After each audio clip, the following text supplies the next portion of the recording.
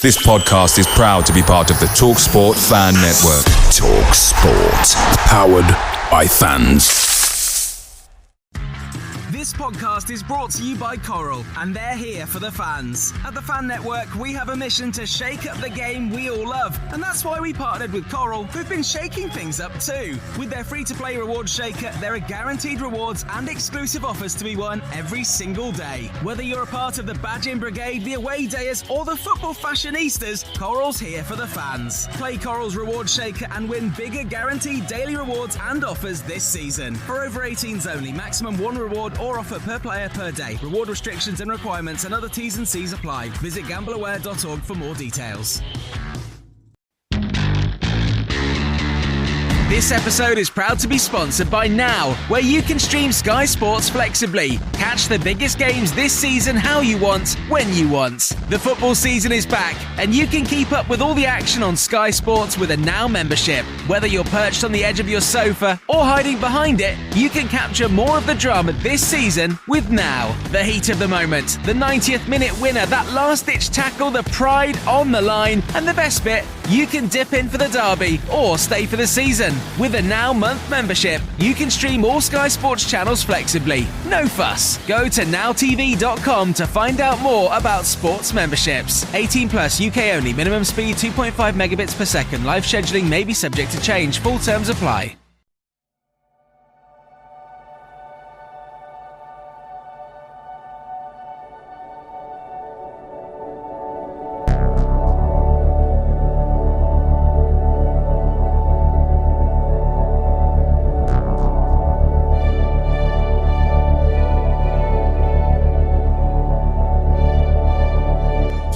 Good evening, everyone. It's Monday night, and welcome back to the Tilton Talk Show with myself, Paul Hipke, sponsored by AMG Logistics.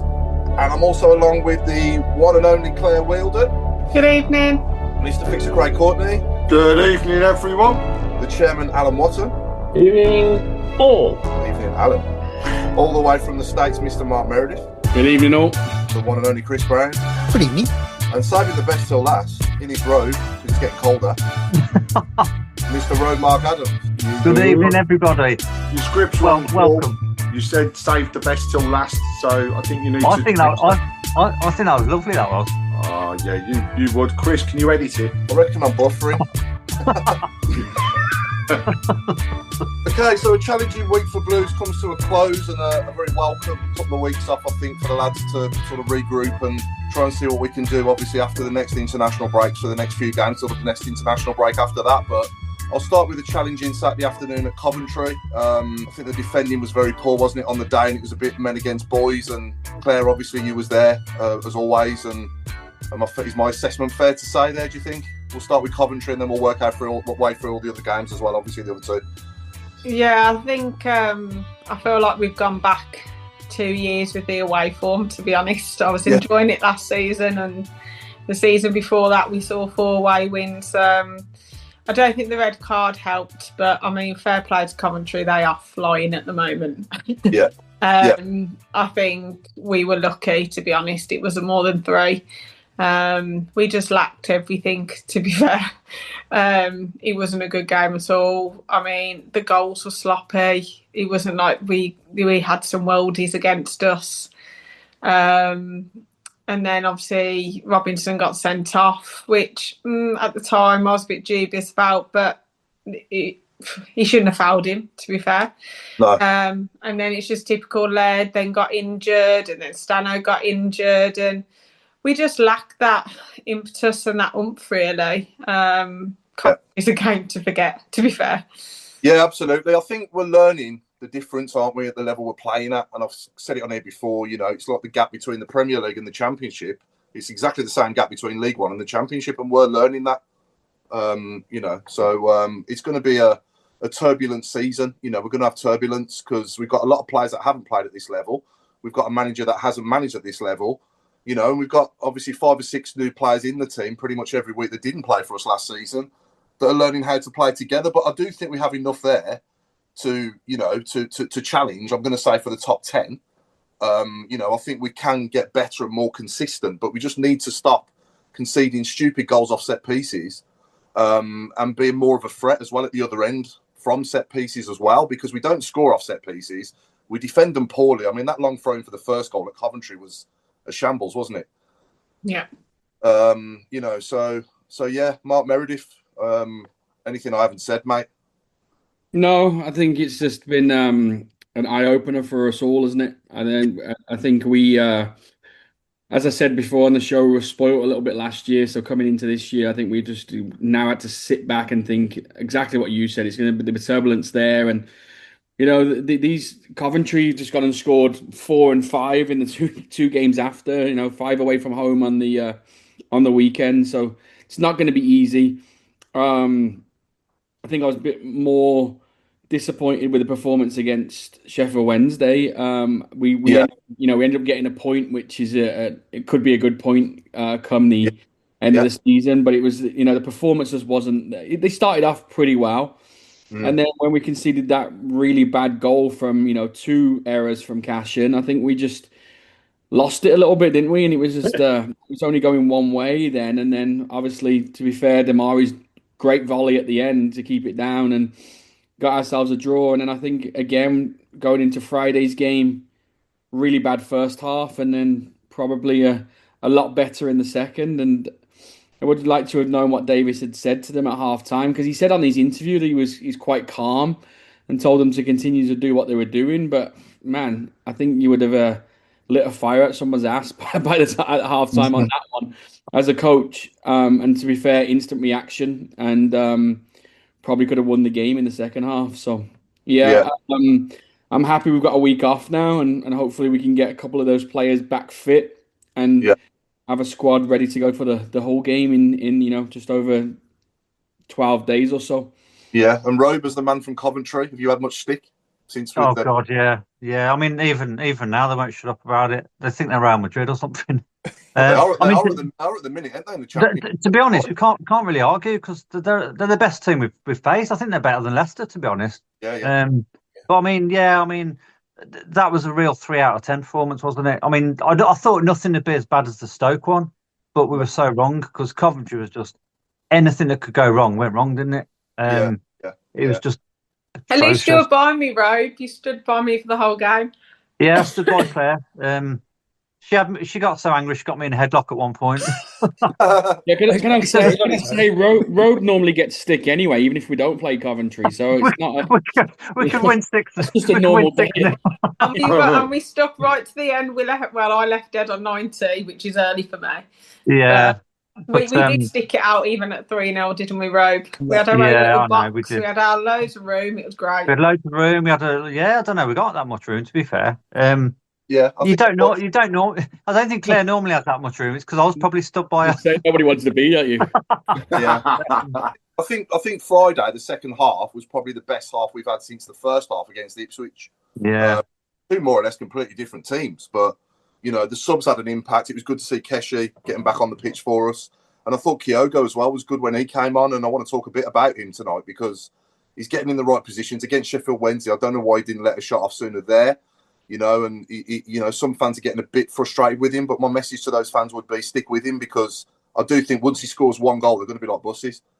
To be honest, Paul, you can see he's a top player. I think, like I say, when he gets 1, I know he scored in the cup, but when he does click in the league, he's got all the attributes. I don't know why people are on his back because he's a quality player, I think. That one he scored Friday night was a great finish, wasn't it? I know it was certainly offside. Yeah. It was a free kick in the build-up as well that the referee didn't give, but he had to put it away, and man, he did in some style, didn't he? Yeah. And then the other one I want to talk about is Cashin. Obviously, he's had a bit of a disastrous start, but I'm going to stick. We need to stick by him because we've had other players that have had a nightmare start for us and gone on to be great players for us. We had the one and only Martin Granger on here, a little while ago talking about, his start, and it didn't start off the best, did it? And then he got one fan shouting at him at Crew Away, was it? I think he said. And from then on, he sort of proved that fan wrong, and the rest is history, isn't it? So, if you stick behind your players, you never know what can happen in the end. Because there's no, I don't think Brighton paid $9 million for cashing for no reason, did they, Craig?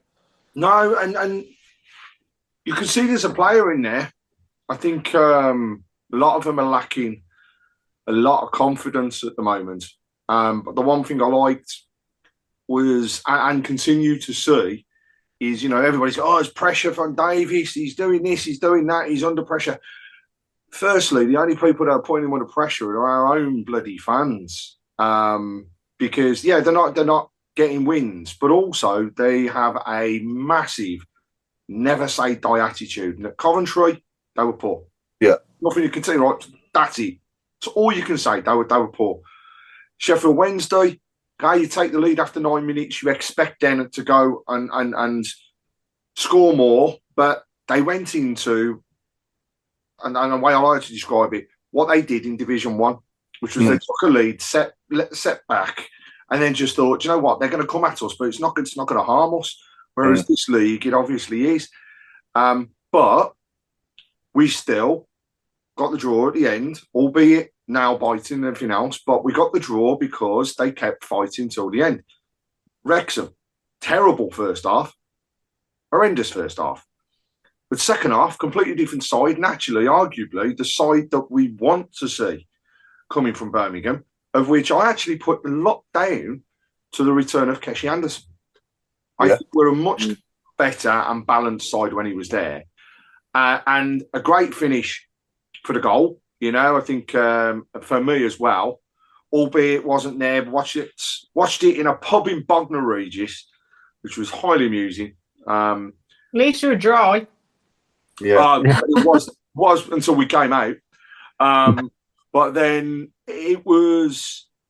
The thing I liked was just the fact that there is that fight there. And I think if that fight wasn't there, then, you would be saying, hang on a minute, there's something drastically wrong, and people would ask more questions of Davies. But for me, leave the guy alone. He's still learning. And as a team, still say this, we haven't seen our best 11 on the pitch together yet. No. Because I don't think he honestly knows, at this present moment, his best 11. Yeah, no, absolutely. I think the change in goalkeeper was interesting on Friday, wasn't it? When I saw that, I was a bit surprised. I'm not going to lie. Unexpected, wasn't it? Yeah, Beadle had a steady debut. Steady league debut, didn't he, Alan? Yeah, he did. I like the way. I like his technique. He got caught once under one, but he recovered and got it away. I mean, he should have done better than that, but he realised his mistake and got the ball out of danger.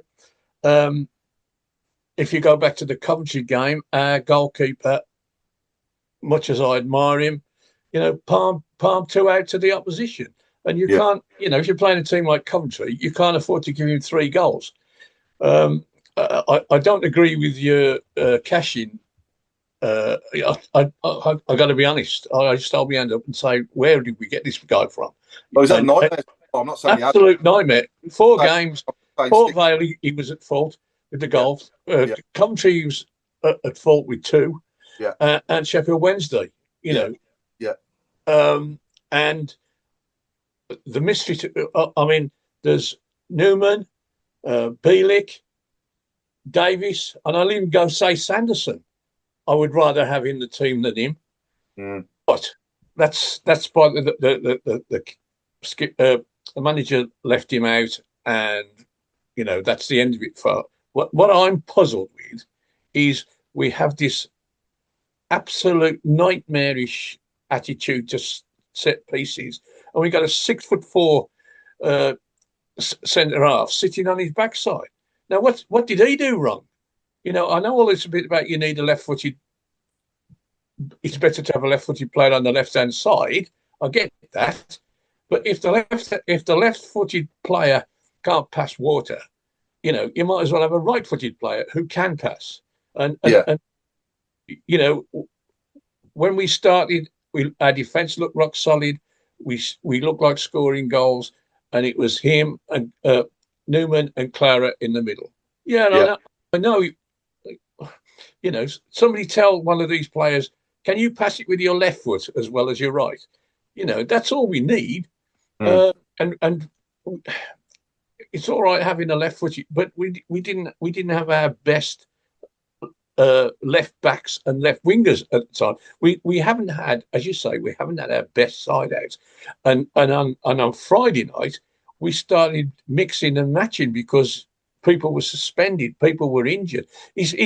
what's happened to Laird? Is he? He's injured for 2 months. Yeah. Don't need to keep pulling it up, Alan. I mean, morning over here. Yeah, no. Well, yes, I agree. But how many games has Laird played at right back for us this season?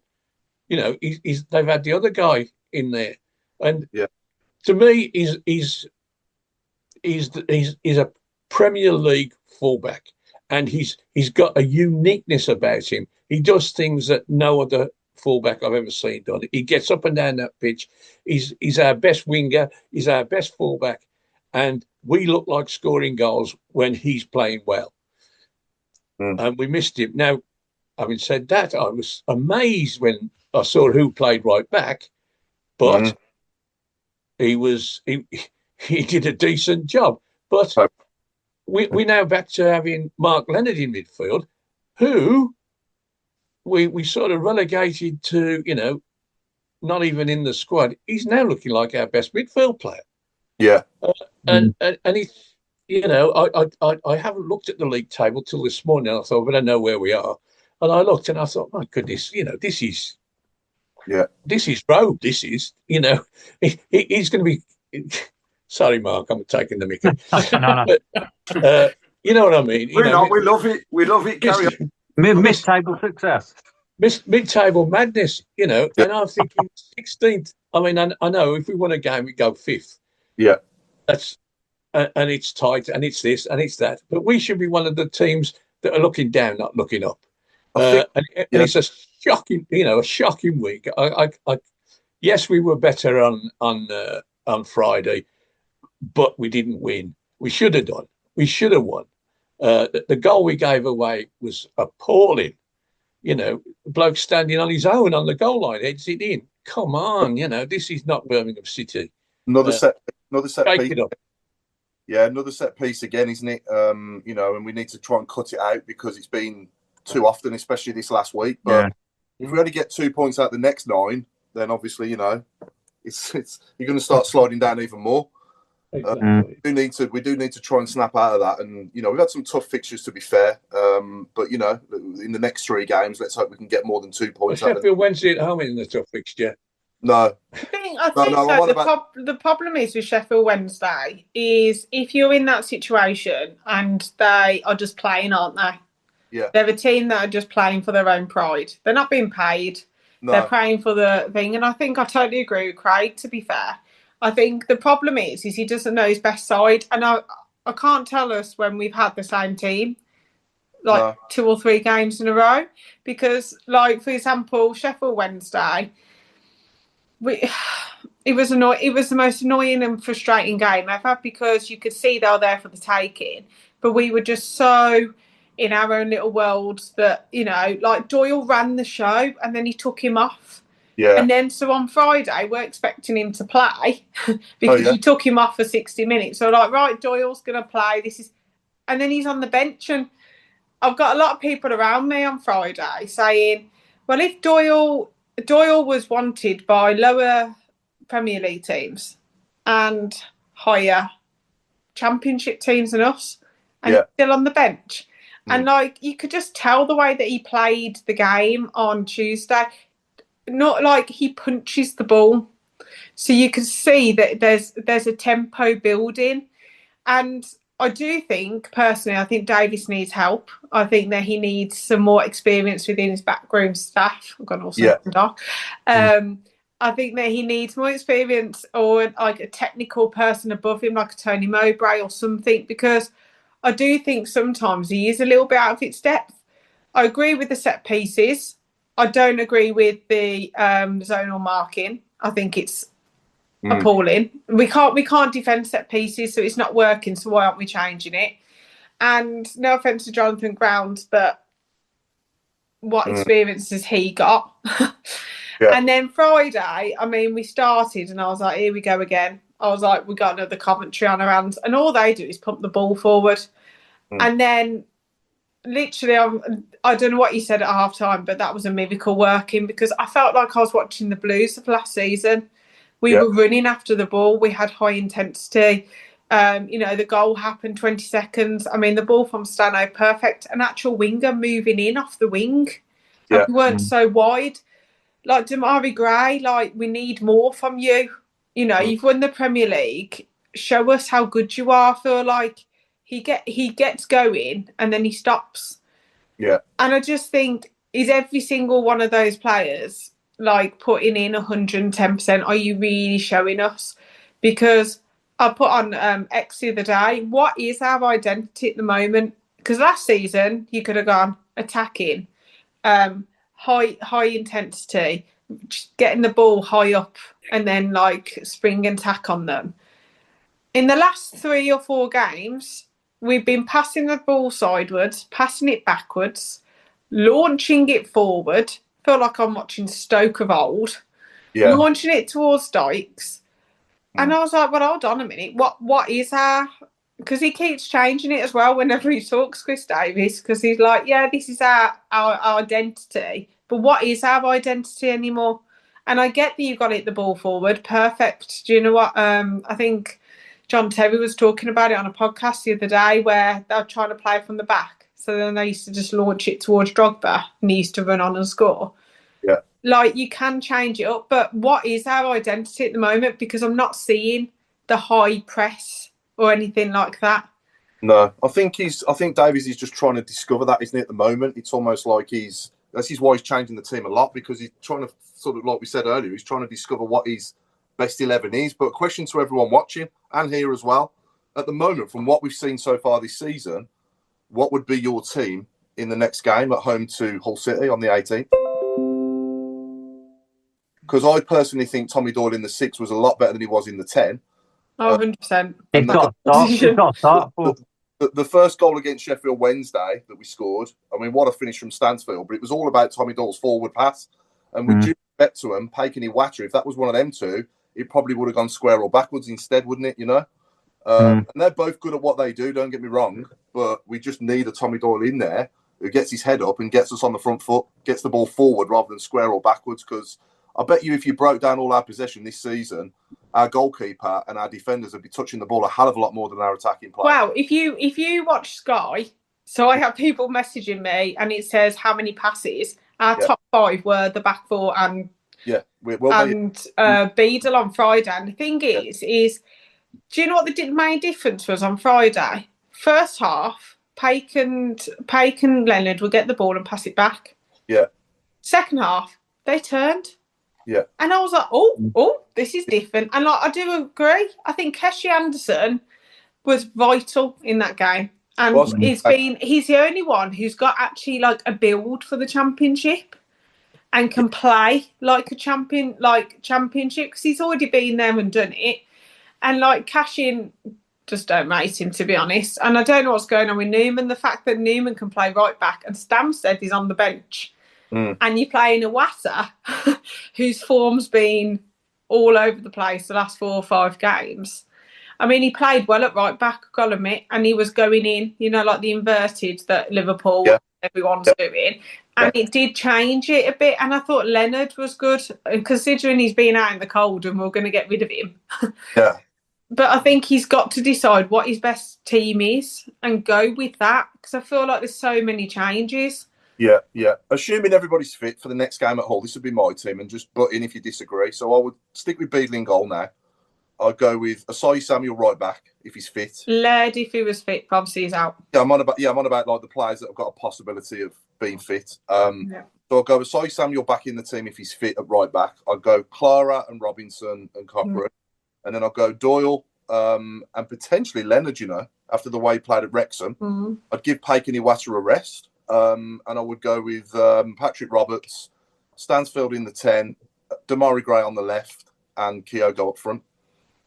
And and see how that goes. And obviously you've got all the subs to come on that can make a difference to the game as well. The likes of Keshi and Paik and Iwata can come on and do something if we need them to. And I don't know how far Williamson is off or Dukes, but I'd have them two on the bench if they were fit as well, because they're a different type of player to what we've seen in the last few weeks as well. And we just need to stop conceding silly goals and start creating more chances. And I'm saying it is a lot easier than doing it, but We've definitely got the players to do it, but I do think that we are lacking a bit of muscle as well, aren't we, in the middle of the pitch? We haven't really got that. We haven't really got that fighter in the team, that Lee Carsley or that Martin O'Connor there that you need. You've got to be a bit nasty in this division. Exactly. That's why, like, Millwall have always done well. You know, like Coventry, they put a tackle in. You know, get some yellow cards and put some. Obviously, not saying like go to red carded tackles, but make sure that the players know that you're there. You always get taught that when you're younger. Mark, Meredith, what do you think? Like, don't you get taught to kind of put your stamp on it and make sure that you know that you're there and make them think a little bit? I think, obviously, 10 years ago, that was the main thing, was your physicality of you would ask your players to bully them a little bit. I think that's changed a little bit now with the kids that we work with. But yeah, certainly you need to have those type of players in the team. And I don't think we've had that type of centre midfield for a while, have we? Well, Savage or even Clifton and David Davis and people like that in years gone by, have been like steel in midfield for us, haven't they? We've said before, Paul, one Clifton Belt type tackle like on Grealish. I know that a lot of players don't do it nowadays, but if we could just see one of them just to set the tone. Yeah, that's what we need. We don't have that. We don't have that centre midfielder at all, do we? Even looking at what we've got, we don't have that type, do we? That's what I'm saying. No, not at all. So, that's what we need, I think. We need that. No, 100%. You need someone to do the dirty work to then build forward. But it's like, I think Clara on Friday showed a little bit more. He was running forward a little bit more. But I want to see him getting a little bit there, like Robinson. He's known to be a little bit wild at times, isn't he? Really, I want to see them shouting at each other on the pitch. Obviously, galvanising them and wanting it a little bit more. And I don't know. I just think there's just that little bit of nastiness missing. Obviously, we don't want to become a team where, getting sent off every week, but just putting in that little bit of a challenge or stepping back on their toe, like my dad used to be like, whenever you buy the goalkeeper, just accidentally step back. Yeah. Or just do you know what I mean? Like rough them up during like set pieces or something. Yeah. Don't you think though, it's baffling with Newman because we chased him for so long last season, didn't we, with the pre-contract and all the rest of it, and now all of a sudden he's come over and can't get a game. I'm just reading that. Do you think there's any truth in the controversy over he punched Clara?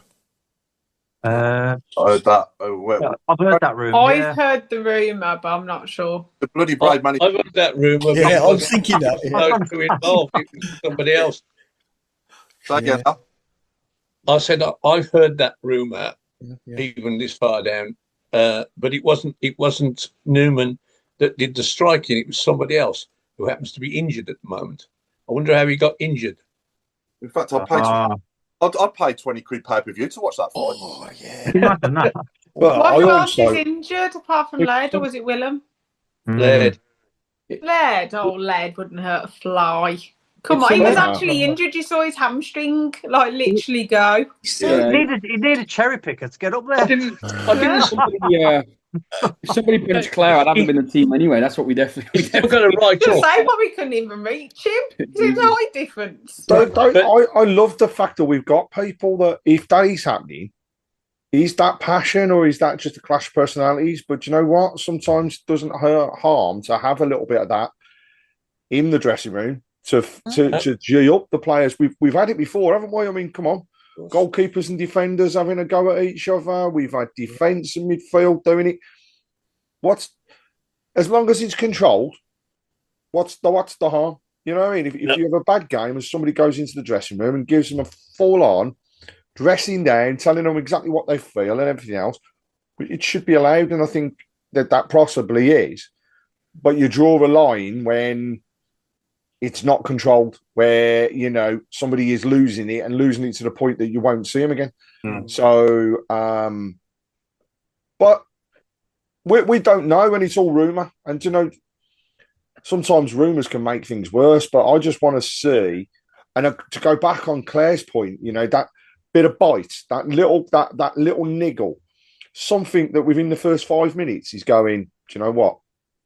You might be able to run past me because you're faster, but you're going to know when I hit you. And it's like, just rough them up in those first 5 minutes the mentality of that opposition team will soon change, because I think actually, you know, they mean a bit of business here. And we big time missed that across the whole of the team. Love to see Clara just going through somebody. Giving the crowd, you know, to something to shout about. Because that's the other thing. Us as fans have gone very quiet. Home, away is different. It's always is. There's a completely different atmosphere. But at home, we've gone very quiet. We've almost gone to this point where it's like, you know what? We're coming into the game. It's going to be nice and easy. We're going to walk over these. And I still think people walked into that Sheffield Wednesday game thinking we were going to be, you know, it was going to be a walk in the park. I think we all did. To be honest, there was Sheffield Wednesday fans walking behind me on the way to the stadium saying this is going to be 6-0. And I turned around and I said to him, no, it won't. No. Because Sheffield Wednesday, Sheffield Wednesday are doing what we did a few years ago, which is absolutely fight for their lives, but actually more than that, fight for the fans that are backing them. Yeah. And that was never, you know, the fact that they hadn't been paid was, to me, was just another way for them to turn out on the pitch and go, up yours, Mr. Chairman. You know, we are, and I don't mean Alan there. I was going to say, Alan. I was going to say it's not very fair, but no, it was a statement from the players that they deserve what's going on, but they don't deserve the way the club is being run. And interestingly, you know, the Sheffield Wednesday fans are holding out for this, you know, this new footballing committee that's going to be there to help them sort it and get rid of poor owners. I just hope that it's not going to be too late for them, because I love the games against clubs like that, because it's old school football teams playing old school football teams. Just a shame, Craig, that when we were in the mess, they didn't do exactly the same. And exactly. I'm sorry, but I feel sorry for them because we've been there. Yeah. As I said to one of them, what did you do when we were in that situation? They said, we sang, we wanted you to not be here. And I went, I've got sympathy, but do you know what I mean? And I think going on your point, Craig, the problem is that the players and sometimes the football need to galvanise the fans. Yeah. I'm finding it's gone back to frustration. It's going back to the days where you're like, oh, come on, like, what we doing? Kind of. And I think the fans are getting more and more frustrated. Like the fact that we booed a sub, 2 subs shows a lot. And I think I was really worried because if we had lost that game, I think Davies would have been under a lot of pressure because Wagner was there. And then all of a sudden he's taken off best players. Yes, 60 minutes and all of this, you know, sports science. But I do think that sometimes, like, having that tackle gets us up. Having that shot on target. I mean, the fact that we had shots on target was like, woohoo, we've actually, you know, like I was going to 3 away games, not even seeing shot on target. And then they're expecting us to scream and shout. And obviously we'll sing as much as we can, but it gets to a point where you're like, come on, like, you now need to give us something. Yeah, it's got to both ways. Yeah.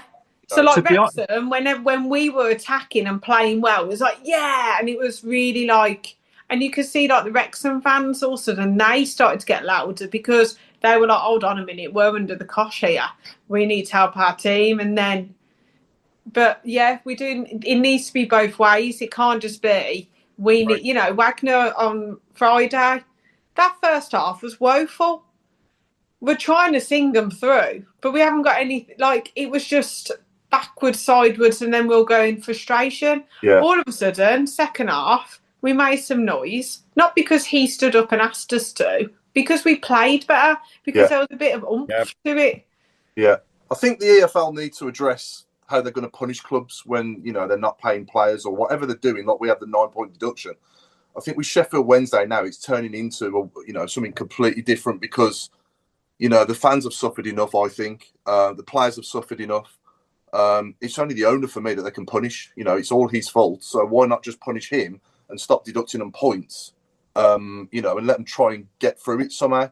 But this was a question that I've asked a few people. Work with a couple of Wednesday fans, and their concern is the AFL can't actually touch him as an owner. The only punishment that's realistic to that owner is removing that golden ticket of being in the league and the threat of that actually happening.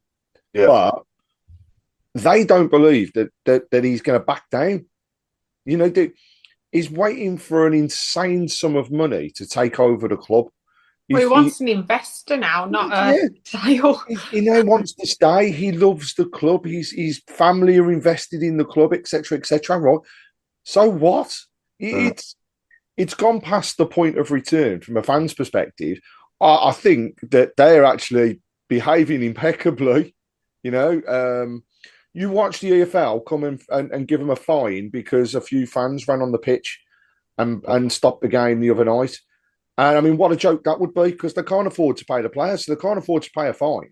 No. Well, without getting into a Sheffield Wednesday podcast. But, you know, like you said, Claire, did they really back us and get behind us when we were in that situation? I don't think anybody cared about us, did they? No, nobody batted an eyelid. No. Nobody cared. If anything, they all wanted us to go. And they would have been happy. They were laughing. People were laughing. Yeah, they were laughing and they thought it was hilarious. So I've got empathy because I've been there. Yeah. But at the end of the day, you know, if they came up to me, I spoke to one and I said, we were in that situation and you didn't want us to survive. So I wish you all the luck. They sing to us, don't they? Where were you when you were Eartha Kitt? And we Yeah, where were you when you were rubbish? And then we were like, even at Wrexham, we were like, we were here. Yeah. We were there. Yeah. But we should be singing it back to them. Where were they when we were Eartha Kitt as well? Because they weren't exactly helping us, were they? Or backing us to survive. We never got clapped when we were protesting. We never got anything. You don't care about Carson and whatever. No one was clapping that, were they? No.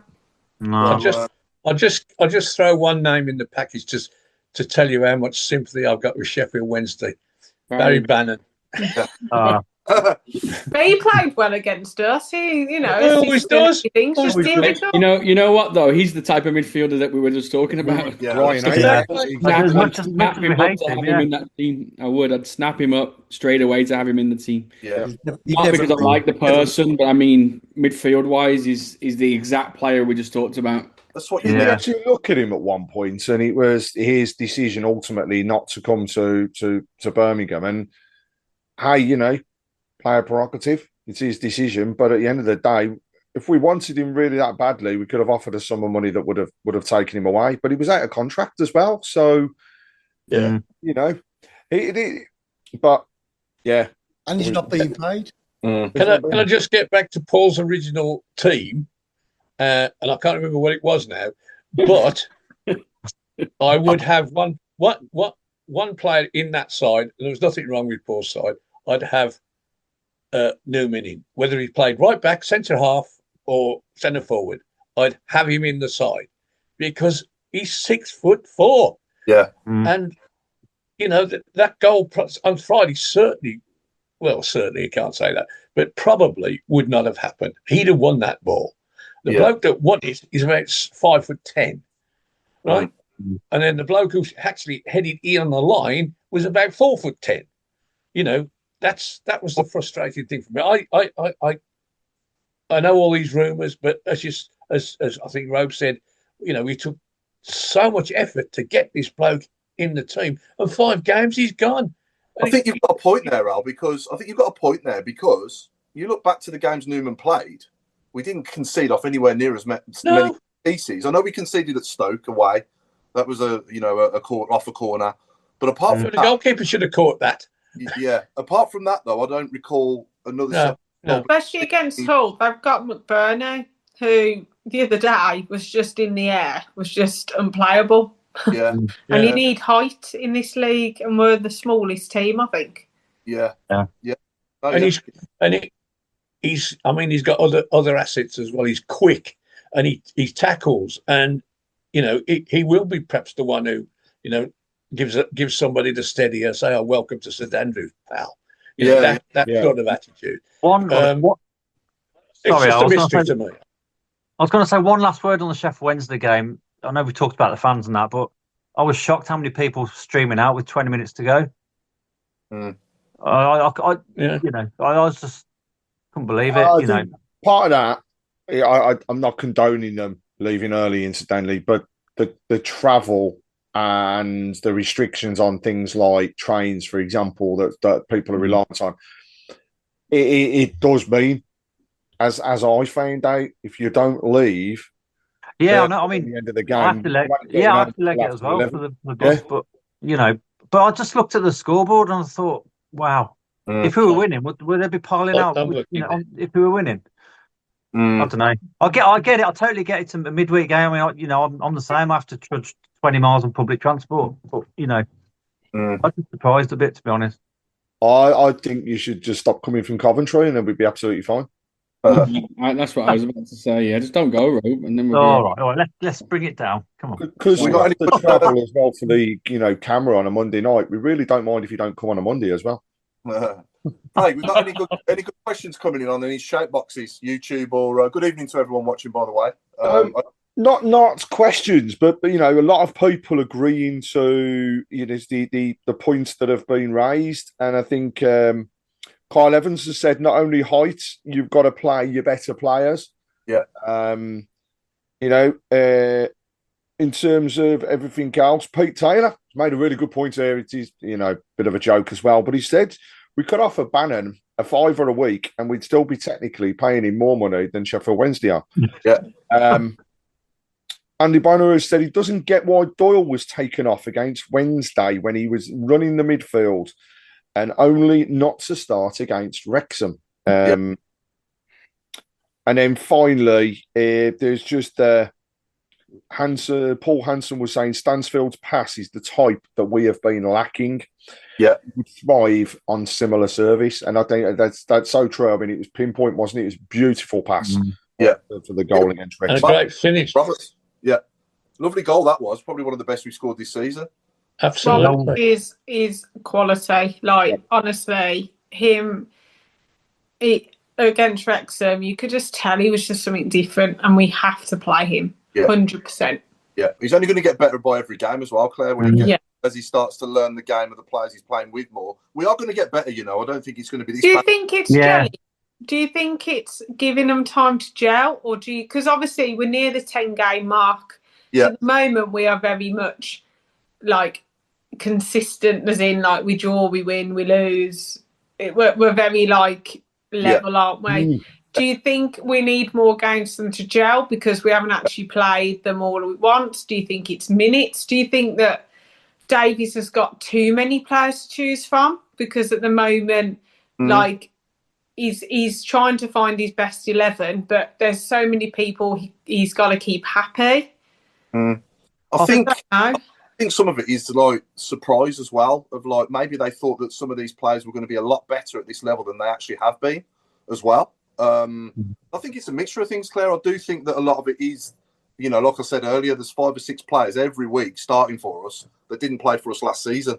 So, they've got to get to learn to play with the players that did play for us last season and the other 5 players that are in the team that didn't as well. So it's a mixture of things. It's a combination of things. And you've always got to have your best players as well to win games. And at times, we have missed some of our best players, haven't we? And we are now as well. So I do think it shows. Yeah. And just from a personal opinion, I think Paik and Iwata can't play together at this level. No, I agree. I think that they need support.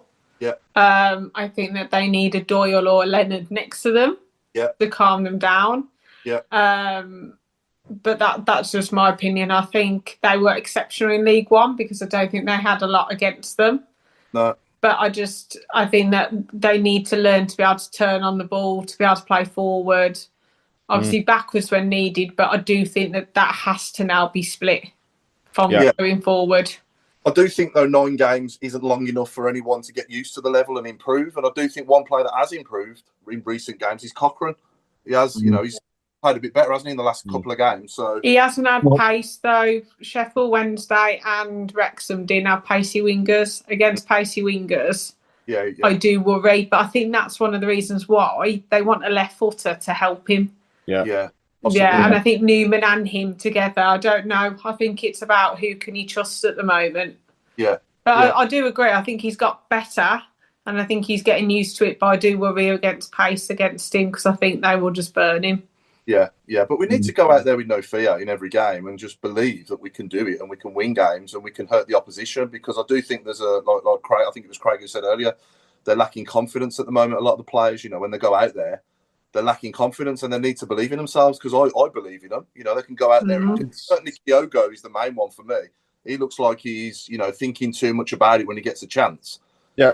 When he gets a split second like he did at Wrexham the other night, albeit he was offside, he absolutely buried it. So, let's stick with him. And I do think that, and Chris Davies said in his after-game interview that he believes in him as well. And it will come for him, I'm sure. Well, he hasn't played, has he? Because when he was in France, he hardly played. So he's got to get back to match sharpness. But I totally agree with you there. I think when he's got to think about it, he overthinks.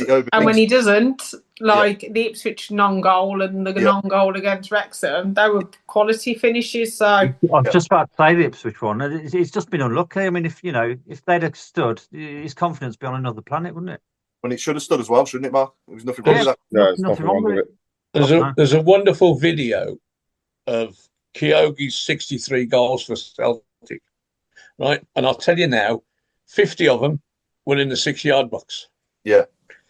He got on the end of great crosses. One touch, back of the net. One touch, back of the net. Now, have we supplied him with a pass like that? No. In the 10 game? No, we haven't. No. Other than the goal he probably scored against Sheffield Wednesday. And that's when we'll see the best of him, because he's quick over 3 yards, where he's got a bloke in front of him and he can whoop in front of him, nick the ball in the net, or go behind him and nick the ball in the net. He does score some blinders from distance, but that isn't his stocky trade. Stocky trade is in between the penalty spot and the goal. That's where he does his business, and that's where we need to supply him. And that hasn't happened yet. No.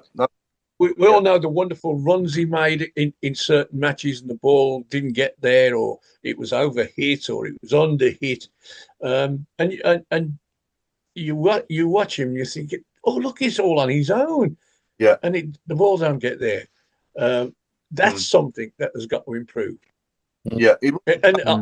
Ironically, what the kind of pass that got the goal against Wrexham, which was wonderfully finished by Roberts, that's the type of ball we should be playing to him.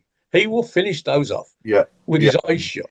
Yeah, apart from the one against Oxford, unfortunately for him. But, Fraser Higgins has summed it up. Kyogo is a fox in the box. And I think, we are missing that type of player, or somebody with that ability that's going to come in and just be there to guarantee the end of a ball. But first of all, you've got to have somebody to thread that ball and to go back, on the Stansfield side of it.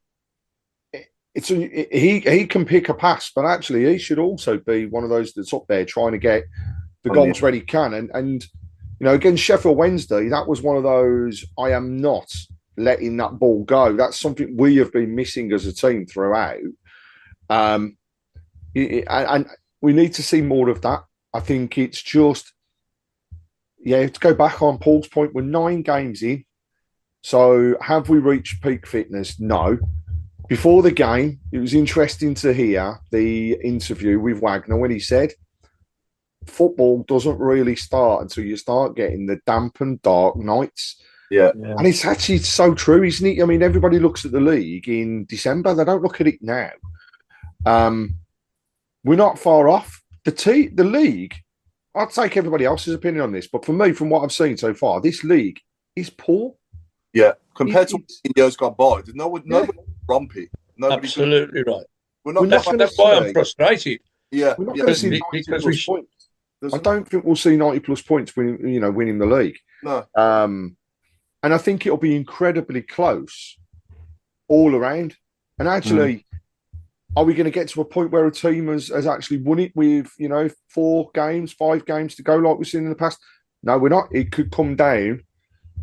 I don't think it will, but it could come down to every single position being up for grabs on that last game of the season. I mean, it could be. Could be. We've said it before, Craig, but go back to Coventry again. They lost 18 games last year and still made the top 6. Yeah, there you go. That's So that's it, all, doesn't it? Yeah, but I think our home form is amazing. I mean, it's we incredible. haven't lost, have we? Like we're on a run there. Yeah. Our away form in the Championship is awful. If you look at the last 10 years, including this year, we are probably near the bottom. Yeah. And I think that's where we need our home. Do you know, whenever we play someone at home, I'm always optimistic. I'm thinking, do you know what, we can win here. Yeah. When I go away, I'm like, oh, it's going to be a tough game today. It's going to be hard. You know, you've got Bristol City coming up. Always a tough place to go. Yeah. But I think we do need, if we are going to really, really go for it, we've got to improve our away form. I do think we, in the recruitment process in the pre-season, we didn't sign a proper number 10, did we? You know, and Stansfield's been playing there and he's been doing it quite well, but he's not ultimately a number 10. He's not a creative midfield player. He's like Craig just said, he's better off on the end of these chances than creating them himself. You know, and if we could have, I mean, the one player we haven't seen yet is Furimoto. I don't know whether he's going to come in and be that player, but you know, we do need somebody to go in that hole there behind the striker or beyond two strikers, hopefully, as well one day. You know, I think that could be a good partnership, Stansfield and Kyogo, you know. And we need a proper, like, Brian Hughes behind them. You know what I mean? If I could bring one player back from the past to put there, it'd be him. But unfortunately, we just don't have it, do we, Mark? Meredith? Hey. Who are you? Quite too long, mate. Yeah. Man, I forgot I was here. We thought your camera had frozen. No, I agree with you, Paul. That's another thing that we know. We talked about the centre midfielders and not having one of those tough ones. We've not really had an out and out 10, have we? No. You know, to be fair, I thought Williamson was very, very good last year.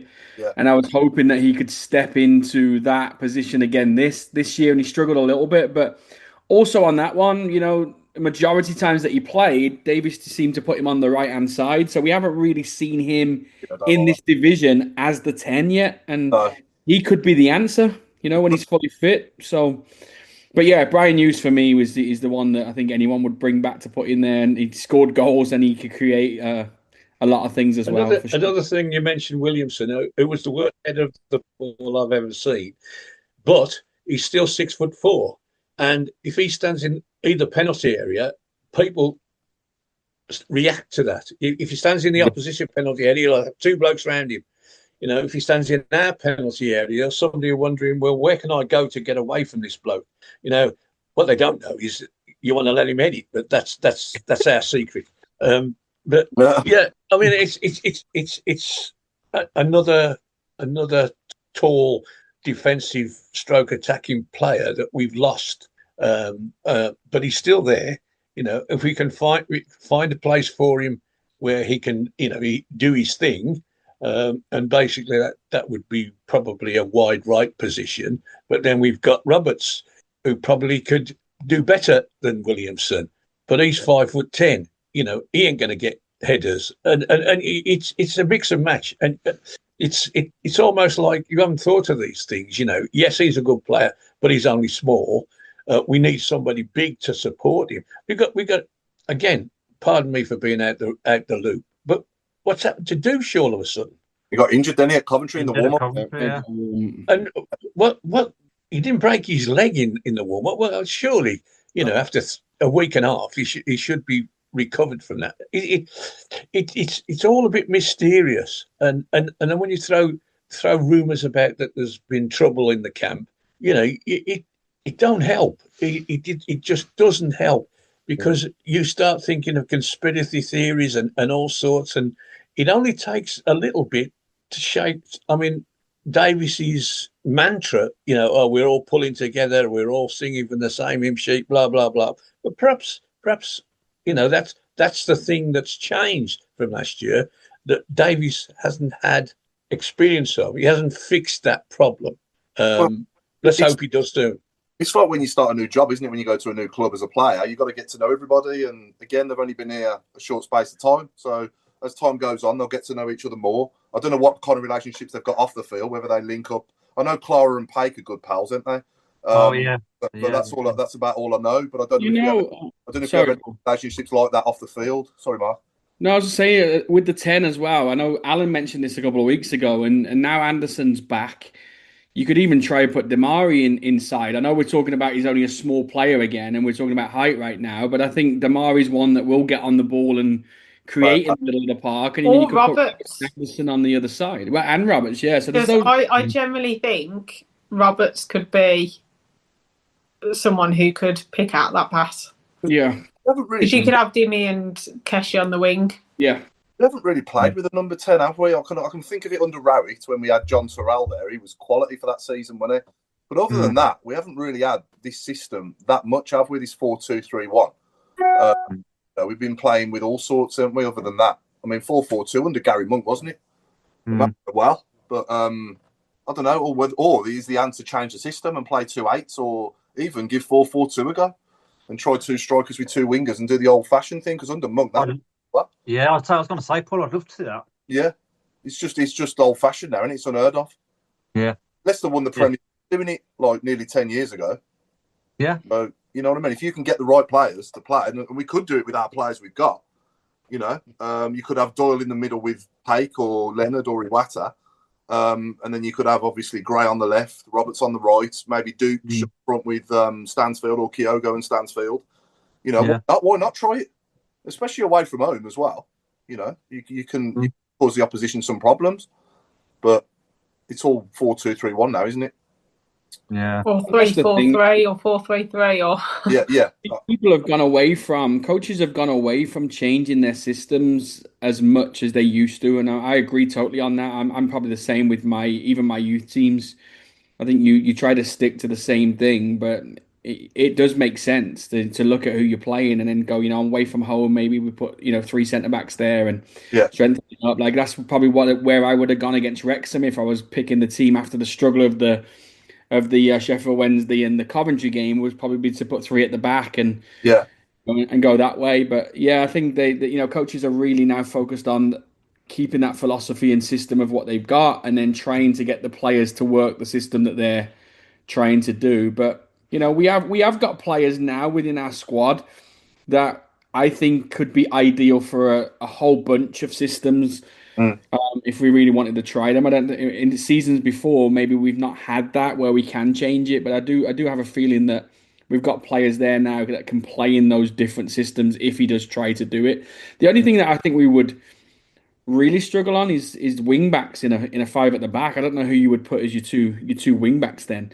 Obviously, Laird would be one if he was fit, but the left side, I'm not sure if Cochrane can get up and down the field that much. But I suppose with 3 centre backs, you can actually afford to get caught out a little bit if you need to as well. So yeah, I'm not a big lover of that, Mark. 3 at the back and 3-4-3, 3-5-2. I don't like that formation. I never have. No, I'm not. But I think away from home, I think it just steadies it up a little bit. My looking at Wrexham and going, you got someone like Kiefer Moore, who's a big, strong striker. I know we're at home to Hull, but then you look at people like Ollie McBurney when you do play them away from home and stuff. Just something else. But you're the coach here and I'm not, but what I would do is I would set my team up not to fear the opposition, and I'd be going to try and win every game. I'd let them worry about me and not worry too much about them. Do you know what I mean?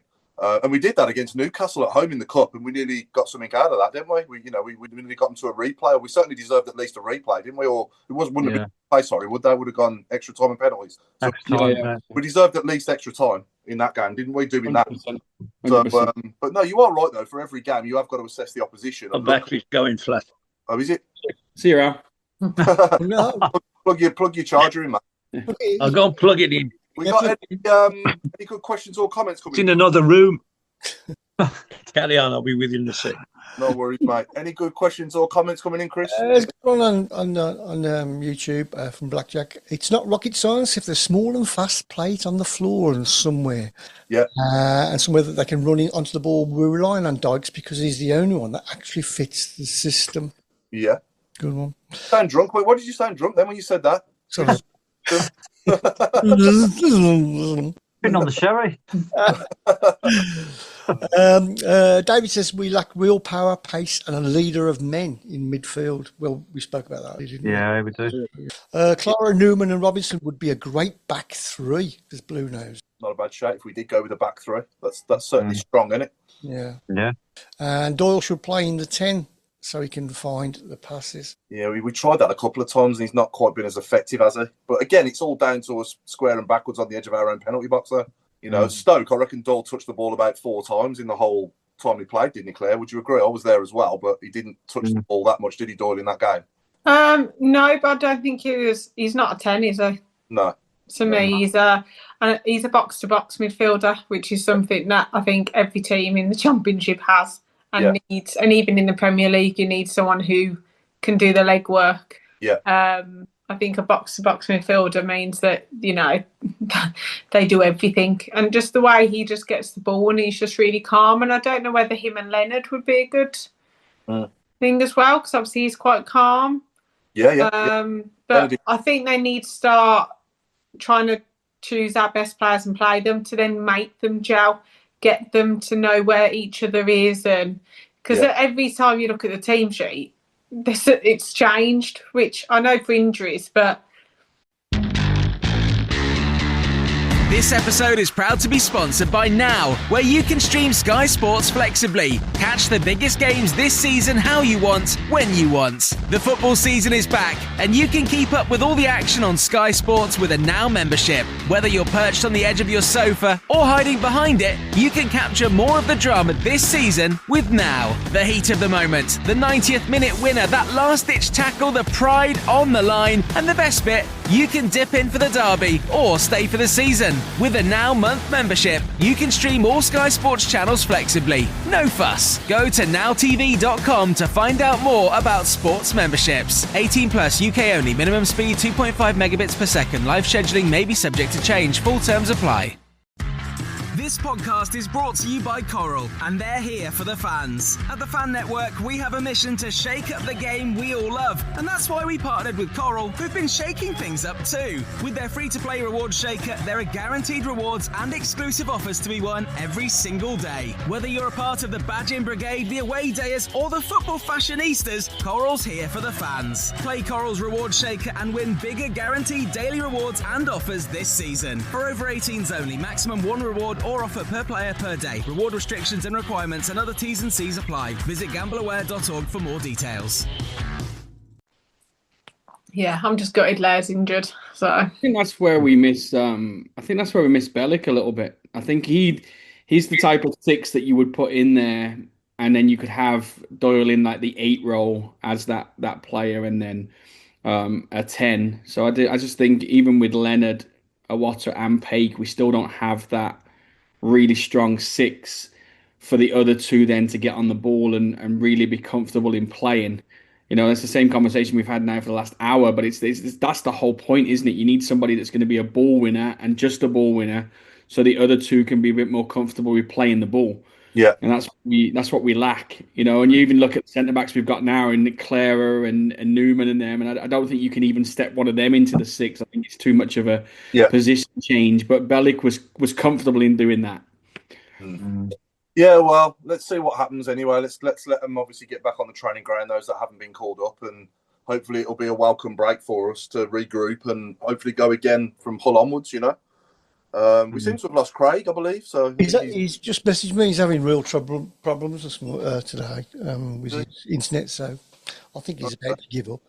Oh, no problem. And then England Wales Thursday. It's like Friday's game in Wrexham. It's now England Wales in an international, isn't it? On this friendly, isn't it? Yeah. It was a thing. Steve Kimberley, we're missing TGH versatility. Gardner Hitman, it's not a bad shape. He did do a job when he come in the team. He did. Obviously, he'd be your right back as well, wouldn't he? If you was, I know Watts did a good job there, but he'd be the one that would probably fit straight into right back as well. Yeah. But that was a bit of a strange one, that wasn't it? To Gardner Hitman going. Just weren't getting games on, was he, Mark? Yeah, you want to play, and if you're not guaranteed first team football, then you're going to go elsewhere. And obviously, Blackburn coming in for him was a good move for him. But I don't know how much he's played. I haven't really followed him now. I don't know how much he's played. I think he's played a little bit. He's on Instagram. He's always got. Yeah, he's always saying how good he's playing, and stuff. Yeah. But the thing is as well, if you're like Stamsted and Iwata's playing right back over you, which I've heard that I think a couple of people on here said he's played for Celtic on the chat and right back. Yeah. If you are a natural right back, that's your position. Laird's out, Samuel's out. You're thinking, this is my chance. Yeah. And then Owata comes in, and all of us were like, what is going on? And then he's on the bench, not even getting played. So, yeah, how is he keeping everyone happy? That's the thing. Yeah. I mean, No, it's a big boys' league, isn't it? You know, I know what you mean by keeping people happy, but at the end of the day, the gaffer's the gaffer, and if he says you're playing, you're playing, and if he says you're not playing, you're not playing, and that's, you've got to be professional, bite your tongue, sit on the bench till he calls on you. But the fact is that two right backs are out. You are the third one, and then he plays a centre midfielder. So you're not going to be. That shows that you're not wanted, then, doesn't it? Yeah. Well, it does, yeah. But if that's the case, you've got to face up to it. You can't play your face and whatever, because that ain't going to get you in the team, is it? You've got to do what you're told and grab your opportunity when it comes. Yes, I'd forgotten him, to be honest, and thinking about it now, yes, I would have leaned toward. Well, you're the next cab off the rank. Get in there and play what's in his normal position, or not play him at all. Whatever. But yeah, that's the same with Newman, isn't it? Going back to that, like even Coventry, when Robinson got sent off, the first thing you thought was Newman's going to come on for QMAS, and then the next thing you see Cash in there, and then then Cashin gets to play the next game, and then Cashin's crap and gets dropped, and then Robinson comes back in, and you're like, so he's got the same. He's under the same thing. I'm sure they're both sitting on the bench thinking, well, what do we need to do now to get into this team? Again, it's devil's advocate here. I could if I was sitting there, I could say, well, Mr. Robertson, you got sent off. You cost us the game. You can sit on the bench for a week or two. And no, that means we're playing Cash in. No way. Get back. No, exactly. You play Newman again. You play Newman, not Cashin. Yeah. I'm not. When I say to lift arm, I'll give it him. When I say this, I'm not saying Cashin hasn't had a nightmare start for us, because he has. But when he puts the shirt on, obviously we've got to back him, and he can only get better, can't it? He can only get better. So 100%. When he plays for us again, then hopefully he does get better, because he can't get much worse than what we've seen so far.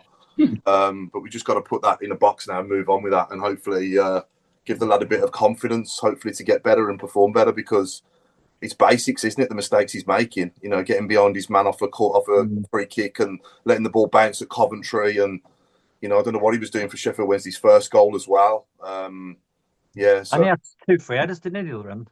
Yeah. But let's hope he gets better if he's given another opportunity. Okay, so Blues women, 2 games since we were last on. They had a 2-1 win at Sheffield United, followed by a 2-1 defeat yesterday against Southampton. Claire, you watched the game? Yeah, I watched them both on TV. I thought with Sheffield United, we played all right. We got the win, which is all that matters, to be fair. Lucy Quinn got a penalty as well. Watched it yesterday. We didn't seem on the boil yesterday. What I saw of it anyway. I was surprised about the changes that she made. I'm surprised that Louis, who's mine and my mum's favourite player at the moment, that she wasn't playing as well. Like, there was a little bit like Murray wasn't in it either. So I was a bit shocked that obviously they changed it so much as well. So we are still near the top. Just double checking. We are second behind Charlton. Thankfully our goal difference is good, because I think it will come down to that as well. But just got to play the best players. Just got to keep going. There's certain points that you're thinking, wow, we're going to go for this. And then all of a sudden, like, I don't know what happened. But I think we've got Ipswich next, followed by in the league. And then we've then got another cup game. So hopefully got to just keep it rolling and keep it moving. So otherwise, we're second in the league. We're just behind Charlton. So that they haven't lost yet, Charlton, and we got a draw against them, didn't we, Craig? The women. We did indeed. Disappointing the weekend, I've got to say. First time I've seen the frailties of Amy's team. But, I mean, it's great second goal. First one, yeah, I mean, goalkeeper flapped again before being beaten at the back post, which is, again, disappointing. But what wasn't seen, I don't think, was the fight in the players. You had a different team, though, Craig. You didn't play like Louis and Murray and McGill and just didn't seem normal. It was for me a little bit disjointed. I think when we look at the players that were there, very similar to what had started in the League Cup game, and you could see the frailties at that point in time. Now, whether that's injuries or whether that's just trying to swap things about, there's a lot of learns to take away. G again in midfield was absolutely superb and was knocking a ball about for fun. Scored obviously the goal, and I think it was one of those games where if that had come 5 minutes earlier, we may well have snuck the draw because they were really holding on towards the end. However, it's just that inconsistency that I know Amy certainly will not stand for, and it's those silly goals that we're giving away that's costing us. But hopefully, we'll see a bit of a difference now and a pick up. And as we go into the next round of games, we should see that bit of fight coming back, and actually we should see a little bit of a okay, we screwed up there, so now we're going to take this on and take the ball by the horns and go for it again. Yeah. Obviously, we appreciate everyone that watches the show every single time we're on. And when's the closing date, Craig, for the votes for the Football Content Awards? So voting will close at 11:59 on October the 12th. So it's 11:59 at night as well. Voting is dead easy. Takes 10 seconds to do. The link towards the voting is all in the chat board, but also being online across all of our socials. But for those that may not have seen it, if you go to footballcontentsawards.com, you'll see a selection then for votes, and we are running in the best club content creators for Football League. We're up against some really good other areas, so all votes count. It's also 50% of what goes in comes down to what the judges think as well. So any sort of areas and work that we do will all be counted into that also. But for everybody's reference as well, I know there's been fear for some people having to type in their names and email addresses before they vote. It's not mandatory to do it. If you wish to put them in there, that's absolutely fine, but you do not have to do it afterwards. So please don't worry that you can't vote because you can't put your name or your email address in. You can. It's all a case of going in, selecting to request the terms and conditions. Once that's done, hit that vote now button, and thank you very much. I've just put it up as well on the socials. So. That's it. And don't forget, the club are also in the running. So they're in the best football club, football league category, but also our documentary, Brady and the Blues, is also up for the nomination within the documentary section. So if you're voting for us, don't forget to vote for the club as well. You never know on the night. Wouldn't it be nice to get three awards for the club? That tricky Leeds. Yeah. That'd be beautiful, wouldn't it? There's not many players that have done that. I can think of Nikola Zigic. Got 4. Zigic 4, yeah. Yeah. But yeah, I can't think of many others that have done that in Ellen Road. But yeah, no, we appreciate everyone that's voted so far as well. Thank you for that. And obviously, the more votes, the more chance we'll have of winning. And the same goes for the club as well. And obviously, the documentary. And I know about 300 people, I think, that have voted with their name as Mark Adams, I think. Yeah. Well, no, don't allow people in prison to vote. If you don't vote, then we will knock doors. You've been You've been sliding into Mark people's is actually- DMs again, Rob. He's talking for himself there, people. So don't mind you. Then again, there's nothing to fear, really, is there? Bill Mint's got exactly the same question here as what I've had. So, what category is it, Craig, that they need to select? It is the best club content creator under the Football League banner. Yeah, there's a little drop down. So you got Premier League and then you got Football League. So go to Football League. I think you are drunk, Chris. Yeah, what's going on, Chris? You've been slurring It's that 3-year-old's birthday party, isn't it? I mean, there's way too much. You'll get We too know drunk, what happens that's what at it is. 3-year-old birthday parties with the adults. Yeah. We know exactly what you've been doing. He's had the jelly, he's had the ice cream, he's had the really strong squash. Yes, it's hot. I thought it was icing on the top. Sorry. Thank you, Bill Mint, for your vote, mate. You know, because this was a few weeks ago, I'm not sure who it was now. But oh, hang on. One of you will get it. Hang on. Here we go. Wouldn't shock anyone. I wasn't really in favour with the old manager, and that's football sometimes. But when the new manager came in, he put me straight into the first game he took, which was great because I hadn't played for a while. So he showed faith in me from day one, and I'm just glad to repay him. Anybody got a clue? Is he Scottish? Barry Ferguson. What make you think that? No, I'm just double checking because the accent was a bit funny. No, it's not. He's not Scottish. Oh, yes, I know who it is now. I know who it is. I'm going to have a guess. He's not Scottish, so Have they been on the show, Chris? No. They've not been on the show. They're they're not Scottish. Oh, yes, he is Scottish. Yeah. Oh, he is Scottish. They've been on the show, and they're what? Not Scottish. They've not been on the show. Oh. Not been on the show. Oh, the other way around. They haven't been on the show, and they are Scottish. They've not been on the show, and they are Scottish. Does your surname begin Muck? No. No, just checking. Stephen, the centre half. Well, no, I think this is going to be another good one. Stephen Caldwell. It's not Caldwell. He's been on the show. Caldwell because he's been on, yeah. Has he been on? You've had Barry Ferguson on. No, it's not Is it Barry. No. Are we initials AS? Who? AS. Andrew Shinney. Yes, correct. Well done, that man. Oh. you got that. How did Rob you? didn't get that. There's no way. Rhodes Rob definitely Googled He's that. been looking at YouTube and someone else has put it, and then he's deleted their comment and chucked it in. I have not. I reckon there's a Shazam. There's a Shazam, isn't there, for footballers' voices? SoundCloud. That's literally. He's mate. No, give me. You know, I just literally just thought the most random Scottish player for Blues and stuff. Andrew Shinney. I want an inquiry on that. He was all right remember when Rowett first came when he put him in. He was all right, yeah. Player, you know. Hey, Rob, what's that picture on your wall, Rob? Which one? One behind your head. Behind your head.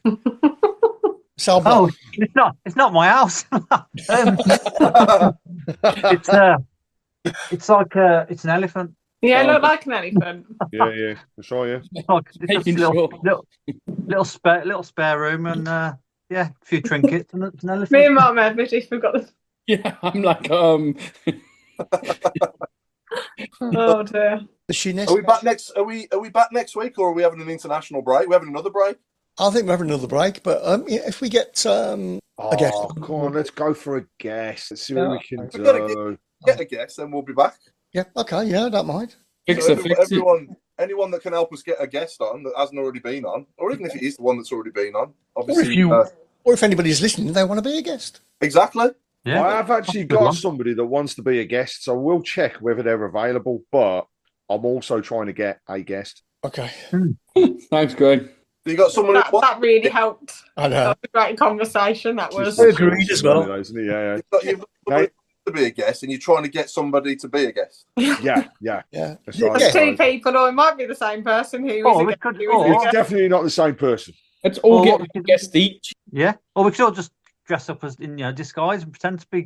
Except Rob, because that's how you got into the situation you've got in. Yeah. Like, come on. I think Claire, you're winning it. We had one guest this season, DJ Mikey B. That's it.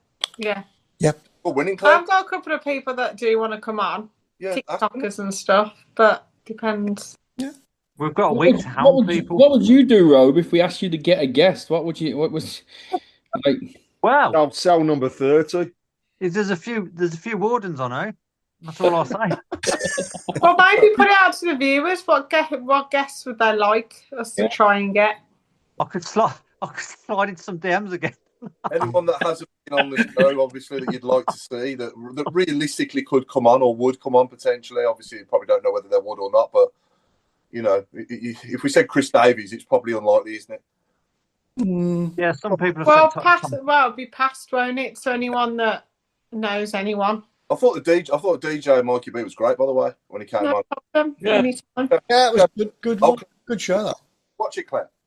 Good show. Mark, But I was asleep for most of it because I was poorly. all these ex-players are your buddies. Can't you swing some influence? We've had them all on. You haven't had Jack Butland on yet. I've run out of lives. We need AJ Johnson on, and then I'll be fangirling. Oh yeah, AJ. I'd love to get AJ on. Yeah. He did say he would, but you know when you just like don't want to keep asking after they've said they would like 3 times. I'd love him to come on though. Yeah. Bill Mint says Noel Blake, but we had him on. Tyler Bernardson. I don't know where he's gone. What a show that was! He's still in the dressing room. Yeah, Ollie Burke. Should we get Ollie Burke on? Yeah. No, I can drive him. He's too busy scoring hat-tricks in Germany. I know, but we are talking about the German league. Come on. Yeah, Davo. We've had Davo. You guys could all score a hat-trick in the German league. Well. However you want to take that. Yeah. Division 4, perhaps. Yeah. Okay. Well, let's see. Obviously, we'll announce it throughout the week, whether or not we're going to be back on next week, or if not, we'll have a break, won't we? International break. Yeah. Are the women playing next Sunday? Because I missed it yesterday. I switched on and there was 15 minutes to go. They're playing against Ipswich away. There you go. On Sunday, 2:00. Okay, Yeah. right. I will put that in my diary, and I won't watch Rangers of bloody Falkirk like I did yesterday. But I saw the last 15 minutes of the ladies, and they should have certainly got a point. They that 15 minutes they battered them, but couldn't finish. Can I just ask about going back to the ladies' game? When is the Villa game? 23rd of November. And is that at home or away? Away. It's away, and I've got so many it, people wanting to go. yeah, it's at Vile Park as well, as I understand it at the moment. Yeah. So we need to get as many fans as possible to that game. So when details are out from the club, please, if you can make it, be awesome. It will be a Sunday afternoon. I believe it's going to be a 2:00 kickoff. So if we can make it, be absolutely brilliant. Because we know they'll have a fair few, and it's been a while since we've played each other as well. So the more the merrier. We've never lost at Villa Park. We haven't. In fact, the season we went down, we did them there. So you know, That's what I mean? right, It'd be yeah. nice to repeat that. How many tickets have we sold for the England under 21s? Do we know? 4. Just about to play that, yeah. Is anyone going, out of us lot? Oh yeah, I'm there. I'm going. Yeah. When is it again? See, she doesn't even know, but she's going. God, Claire's good, you know. Is it November? 14th. November the... Friday the 14th. Is it the 14th? It is the 14th. Yeah, I remember it being the 14th, but I can't remember what month. I'm glad it's not this one, because Stano's not in it. Yeah, I know. I don't know if he's too old now, is he? I think he is, yeah. Over Oh, 8 you now. can No, but wasn't Elliot and that lot playing for them until they were like 25? I think he can play, but he can't play. play in the competitions. That's right, Mr. Meredith. Yeah, he can play in those games. He'll play at St Andrews, I think. Beadle about in goal. Yeah. So there's no prediction this week because we haven't got a game this coming Saturday. We'll be back.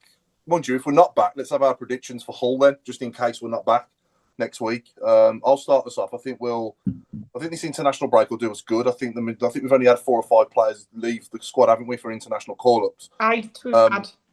Is it 8? Yeah. I thought I only saw 4 or 5 players. Sorry, Claire, on the thing earlier. That's what they brought out. I'll double check now. I'm not saying I don't. Yeah, it's 8. It's 8. But blimey, I didn't realise it was that many. Okay. I saw Paik. Yeah, 8 players. Paik, Iwata.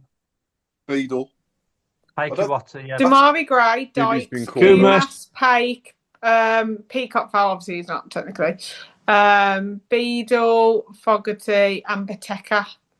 Right. Obviously out the first team, 1, 2, 3, 4, 5. Yeah. Okay. Yeah. Yeah. So I think quickly beat Hull. I think we'll beat Hull 2-0 on Saturday week. Claire? 2-1. We'll beat them. Mark Meredith? I'm going to take a 1-0. I called it right on Friday, by the way. I went 1-1 at Wrexham. Craig? 3-1. This episode is proud to be sponsored by Now, where you can stream Sky Sports flexibly. Catch the biggest games this season how you want, when you want. The football season is back, and you can keep up with all the action on Sky Sports with a Now membership. Whether you're perched on the edge of your sofa or hiding behind it, you can capture more of the drama this season with Now. The heat of the moment, the 90th minute winner, that last-ditch tackle, the pride on the line, and the best bit, you can dip in for the derby or stay for the season. With a Now month membership, you can stream all Sky Sports channels flexibly. No fuss. Go to nowtv.com to find out more about sports memberships. 18 plus, UK only. Minimum speed 2.5 megabits per second. Live scheduling may be subject to change. Full terms apply. Alan? 2-0. Chris? 2-1. If Newman plays. Right. I'm going to say 3-0. That'd be good. Be nice to see that, wouldn't it? Yeah. It is going to click one of these weeks, you know. I think it will. As long as we start being positive more on the front foot going forward rather than all this square and backward stuff. Just on the message board and before, because we're now in Fergie time. Dom Kavanagh has said Blues 1-1. Richard Notwell, Blues 3-0. Fraser Higgins must be drinking or smoking because he said it's going to be 7-0. Wow. Bill Mint has gone for 1-0 Blues as well. Mike Hill saying 0-0. Somebody wants to see Chris Brown stung again. Richard Notwell's changed his mind. He's now saying 12-0. Oh dear. Okay, so on that note, we've been the Tilton Talk Show. Get your votes in, please. Put the link back on as well, Craig, if you don't mind, please, mate, just to remind people. Going up now. And we appreciate all the votes we've had so far, and obviously those that are forthcoming as well. And it's good night from me. We're sponsored by AMG Logistics as well, sorry, by the way. So it's good night from me, and it's good night from Claire Wielder. Good night from me. Enjoy a week and a bit off the football. Come on, England. I'm not expecting a lot, but come on, England. And it's a good night from Craig Courtney. It's good night for me. And yeah, come on, England. We are playing the Welsh, so please do not let us down. And here's over to... I'll go Mark Meredith because I can't say the other one. Thanks, mate. It's a good night for me. I'll be cheering England on as well on Thursday, so hopefully we can beat the Welsh. And it's a good night from the chairman. Thank you. Just like to say, great to hear from my good friend Ray with the help of Mr. Fixer. And thanks for watching him and Martin. And so good night from me. And it's over to the one, the only Rope. Oh, hello. Oh, yeah, fine. Still yeah, not ready. He's the last and he's not ready. You'll still get it wrong. What's your name again? Make him think he's last because he's not.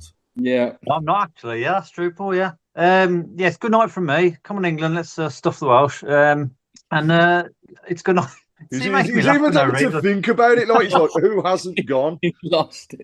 Good night from me, and it's good night from Chris. Over to you. Oh, sorry. And it's a good night from me. Good night. Bit right on. We find the guest who's a guest, or maybe a guest, and could be a guest. Not a guest, then we might guess who the guest is. You could be on to guess who the guest is, yeah? Yeah. We'll have to have. Can we just all like switch the lights off and just one of us put on a voice and pretend? Mr. Adams. Whatever makes you happy, Rogue. Exactly. I mean, is that an elephant on your wall? Yeah. I'm still not sure about that picture on your wall, though. No. Is that an elephant, or are you just pleased to see Mark Meredith? It's an elephant. Yeah. Phoenix Knights, it's a caterpillar. A giant caterpillar. Remember with that bouncy castle? Yeah. I'll take it off the wall, but probably drop it now, mate. No, then the wardens and see the hole that you're drilling through it. Yeah. No, I'll get a few slaps around there. Yeah, that's not. Where's your scarf tonight, Robs? We're off. In the wash.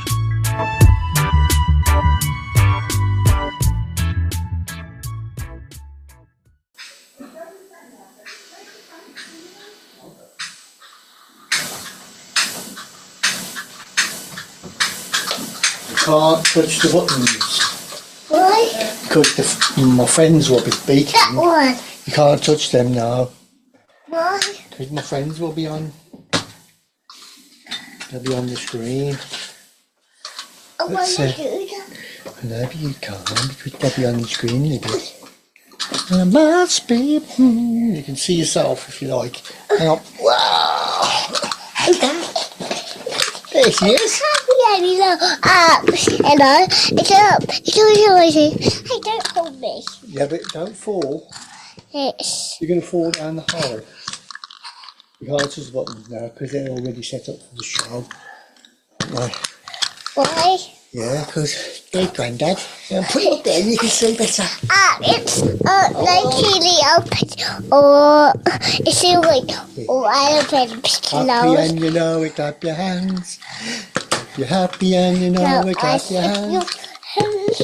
If you're happy and you know it, and you really want to show it. If you're happy and you know it, clap your hands. Clap, clap. There's Ivy's head. There's Granddad's head. I can see Ivy's head. I can see Ivy's head. I can see a little nose. Yeah. It's Yeah. Oh no, don't break it. it's area. If you're happy and you're a flippy floppy flop. I don't want to If you're happy and you know it, have a bath. If you're happy and you know it, and you really want to show it. If you're happy and you know it, have a bath. If you're happy and you know it, have a bath. If you're happy and you know it, suck me toes. Yep. Try the better. A bit of butter foodie, and a bit of butter foodie, and a bit of butter foodie, foodie boo. If you're foodie booty booty booty boo. Stop. If you're foodie booty booty booty. Don't touch them buttons. No, don't touch them. You only touch them buttons when we're not playing. Yes, we'll have to do it. I can't see now. Look, it's a ring. There you go. There you are. If you're happy and you know it and you really want to show it. You're happy and you want to have the bath. It's a path round the nose. How you have. What then? Do you want to see Nanny now? Nanny's calling you. Where's my beautiful Princess Ivy? Yes, Lily. Yes, I'm coming now. No, yes, coming now. No. You put some nice stuff in to make my bath all nice. No, I will. Okay. It's Tuesday. Hi, hello.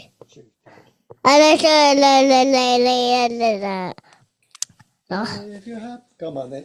Oh, hang on, take your headphones off first. Oh, you don't know, you plonky plonker. Now, get that back. If you're happy and you know it, let's get your clappy claps. You got your clappy clap. What's this? Here's your clappy clap. Bang, I got the clappy clap. That's paint. There you go. If you're very, very scratchy, catch them. It's dead. Oh, they've been waiting there all this time for us. And go for a bath now, okay?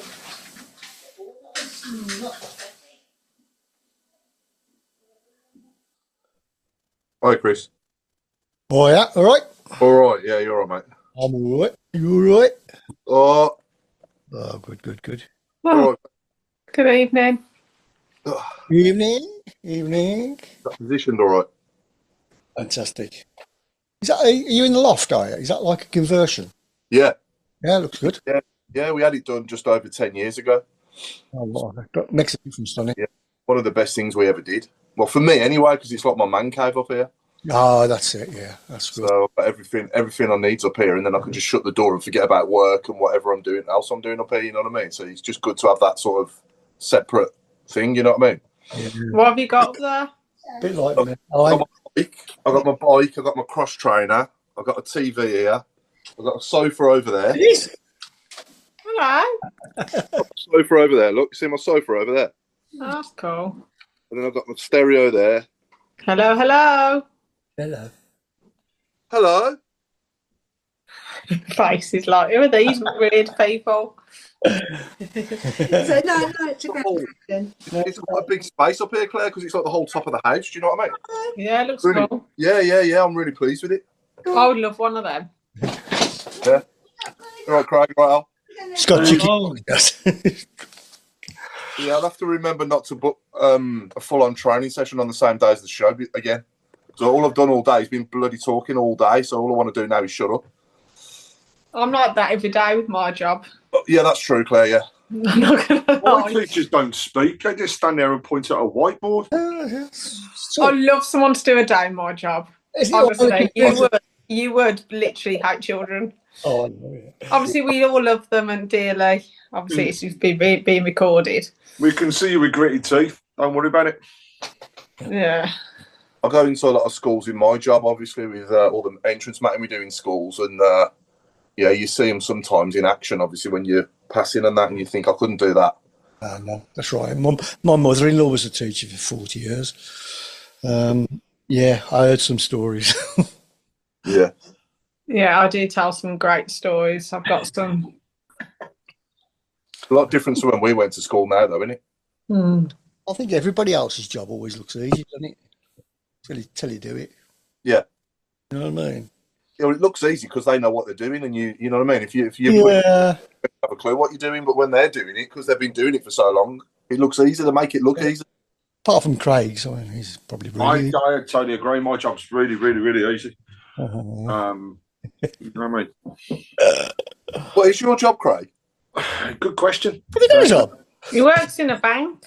Yeah. He's a banker. He's a banker. You're right, banker. Good evening, everybody. Evening. Just give me a better place. What was your job, Al? Me? I was an industrial engineer. Oh, that was it. Yeah. That was quite interesting. Hello. Oh, there you go. Come back here. Where's Your Merrick? neck of the woods was pretty nice as well. I will say, Mr. Chairman, I was apart from the really shitty weather on Friday. Saturday was nice. Where did you go? It was at Butlins at Bognor. Oh, right. Oh, goodness me. Oh, I've been to that one. I've been to that one, Craig. I've been to that one. I thoroughly enjoyed it. I went there in 1969 to play for Birmingham schools. It was a big tournament. There was 30 teams there. We played a match every day, and that was where we stayed. That was our basis, the Bognor camp. And I went there 4 or 5 years ago to try and, but it's changed completely from what I remember. And I met a French girl there, Cecile. Oh, right. Have you got a cold, Chris? Qu'est-ce que tu fais, les petits enfants? Sans rouge, le Louvre fenêtre. Claire, I must tell you that my friend Ray, he said, you and that Claire, you're the best on that show. And she's brilliant. And she's It's brilliant. not the first time I've heard it, Alan. Yeah. I know. I was off 1 week and the amount of messages I had going, oh yeah, what you doing? Why aren't you on? I was like, I'm poorly. We've just got bit parts, the rest of us. Yeah, we just fill up the gaps, don't we? Yeah. We just make you look good. You're right, both Marks? Yeah. Yeah. Hello. I'm sorry, Mr. Meredith. You're not allowed to wear that T-shirt. You know what I mean? There's a trademark on Official Supporters Club. Talking about the wash, a little tip from me. If you take chewing gum out in your pocket, before you put it in the wash, make sure you take the chewing gum out your pocket. Oh, you've done that? No. My new blues top as well, man. I would have cried. 120 Really? and Rolf Lauren hoodie as well. Oh. So Are they ruined? We put them in the freezer and we left them overnight, and then they just literally, you could just pull them up. Pull it off. Yeah. Yeah, work straight away, mate. Yeah. Okay. The new coats, by the way, of a dream. I bought the long coat. I look like a blues manager in it. and they are really good quality. I was baking on Friday. Are they expensive? Mine was 80 quid. Oh, 80? Yeah. 80 quid. And honestly, it was literally, it's like my favourite coat. It's literally my warm coat now. Yeah. My dad's got one from last season. They are good quality, to be fair. He went for a size too big, my dad didn't. Look like a bloody combi boiler. I had Michelin man. Yeah. I had them every year when I worked there for like 15 years. So I just kept them, like retro ones. They're all in the garage. You're worth a fortune now, Will Meredith. I know, but it never gets 100 degrees here, so I can never wear the fucking things. Bring one over, mate, for me when you come back. You want one? Yeah. Yeah. How much are they worth again? How much are they worth again, Craig? 50 p. Point to Madrid. Early bird offer at the Blues, point of Madrid as well. Yeah, I'll be over him, mate. Yeah, I'm going to go. All right, we'll get you a See you ticket, later. Meredith. There you go, in exchange for a coat. I have a ticket already. I'm going to get you guys a ticket. All the best. Yeah. Bye. Bye. Right, I'm off then as well, so I'll see you all hopefully next week. Have we got a chance of getting a guest on next week then? I've texted a couple of people. Steve Clary's being one of them. I'll speak to you soon. Yeah. Video. Bye. Have a good evening. Bye. Yes. Where am I? Bye. Who am I? What am I? This podcast is brought to you by Coral, and they're here for the fans. At the Fan Network, we have a mission to shake up the game we all love, and that's why we partnered with Coral, who've been shaking things up too. With their free-to-play rewards shaker, there are guaranteed rewards and exclusive offers to be won every single day. Whether you're a part of the Badging Brigade, the Away Dayers, or the Football Fashionistas, Coral's here for the fans. Play Coral's rewards shaker and win bigger guaranteed daily rewards and offers this season. For over 18s only, maximum one reward or offer per player per day. Reward restrictions and requirements and other T's and C's apply. Visit gambleaware.org for more details. This episode is proud to be sponsored by Now, where you can stream Sky Sports flexibly. Catch the biggest games this season how you want, when you want. The football season is back, and you can keep up with all the action on Sky Sports with a Now membership. Whether you're perched on the edge of your sofa or hiding behind it, you can capture more of the drama this season with Now. The heat of the moment, the 90th minute winner, that last-ditch tackle, the pride on the line, and the best bit, you can dip in for the derby or stay for the season. With a Now month membership, you can stream all Sky Sports channels flexibly. No fuss. Go to nowtv.com to find out more about sports memberships. 18 plus, UK only. Minimum speed 2.5 megabits per second. Live scheduling may be subject to change. Full terms apply. This podcast is proud to be part of the TalkSport Fan Network. TalkSport. Powered by fans.